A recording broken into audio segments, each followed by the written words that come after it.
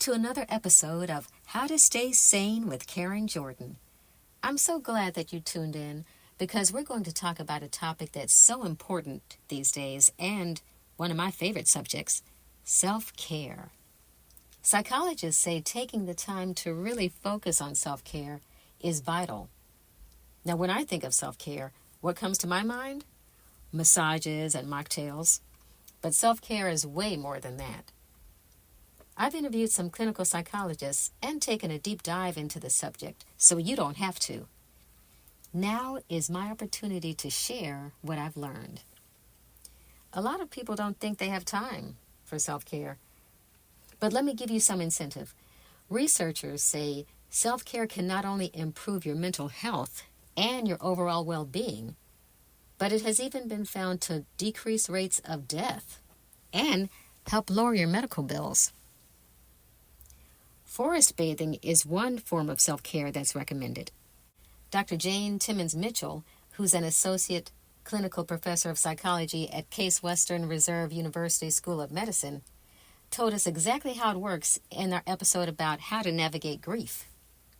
Forest bathing derives from a Japanese tradition, and it consists of literally spending time in a wooded area.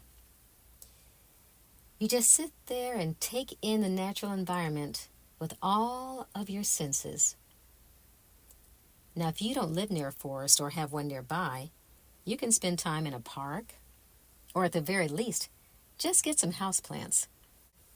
Regardless of how you participate in forest bathing, it's supposed to give a big boost to your mental health and help beat stress and even reduce depression. Self-care can also be as simple as calling a friend on the phone or meeting someone for dinner or reading a good book or just taking a relaxing bubble bath. The most important thing, psychologists say, is to start where you are, even if it's only 5 minutes a day. That's better than nothing. Taking a few minutes to do some deep breathing can be a big help too. Psychologists stress that the most important thing is to simply take time for you. That includes making the time to get adequate sleep and eat well. As Marlon Diaz of Marlon Wellness shared with us in last week's episode, eating plenty of fruits and vegetables and eating seasonally is key to your overall well-being and can help enhance your mood. Speaking of which, how about doing a quick grounding exercise with me? The Cleveland Clinic suggests imagining you're in a happy place, your quote-unquote happy place. It could be your favorite room in your house or a vacation spot that you love. Close your eyes for a few minutes and picture yourself there. Years ago, before Instagram even, I created a scrapbook that I called my Happy Book. It was a small book that I filled with pictures of my favorite places and vacation destinations, and every time I opened it, it lifted my spirits. That's what focusing on your own happy place can do. The experts say another grounding exercise involves just sitting outside and paying attention to what you see and feel around you.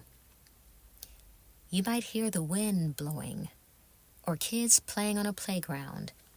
You might feel the sun on your face or notice a beautiful, colorful sunset. Psychologists say noticing the stillness of the moment can help to quiet your mind because when you focus on the present moment, there is peace. When I do it, I'm not worried about any emails or text messages. I'm putting all that aside to allow myself to just be in the present moment. Even though we have so many distractions with cell phones, TVs, the internet, etc., you name it, using grounding or other similar self-care methods are great reminders of our own ability to choose to turn them on or off. And how much we want to be present in our own lives. Maybe you can try one of these techniques this week. Or maybe you can come up with one of your own. Either way, I encourage you to just start. Experiment with what might work for you. Your mind and your body will thank you.